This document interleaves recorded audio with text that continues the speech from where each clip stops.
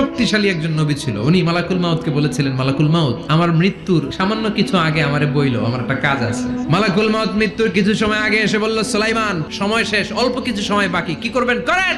সাইয়েদনা সুলাইমান জিনদেরকে ডাকলো, ও জিনেরা, বিশাল একটা প্রজেক্ট আছে, প্রজেক্টে কাজ শুরু করো। আর কিছু জিনকে বলল, চারদিকে গ্লাস ফিটিং করা একটা রুম বানাও। সাইয়েদনা সুলাইমান আলাইহিস সালাম গ্লাস ফিটিং করা রুমের ভেতরে ঢুকলেন। এই রুমে ঢুকার দরজা নাই, হাতে একটা লাঠি নিলেন, লাঠির মধ্যে ভর করে দাঁড়িয়ে রইলেন আর জিনদের দিকে তাকিয়ে রইলেন। জিনেরা এত বদমাশ ছিল, সাইয়েদনা সুলাইমান দাঁড়িয়ে না থাকলে কাজ করতো না, দাঁড়ায় না থাকলে আজও লোকজন কাজ করতে চায় না, ঠিক কিনা?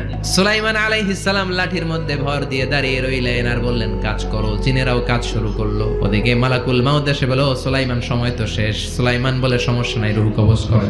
মালাকুল মাউত ওইভাবে লাঠিতে ভর দেওয়া অবস্থায়, দারুণ অবস্থায় সাইয়েদনা সুলাইমান আলাইহিস সালামের রূহ কবজ করে নিলেন। উনি এমন ভাবে দাঁড়িয়েছেন, রূহ চলে গেল, লাশ হয়ে দাঁড়িয়ে রইলেন।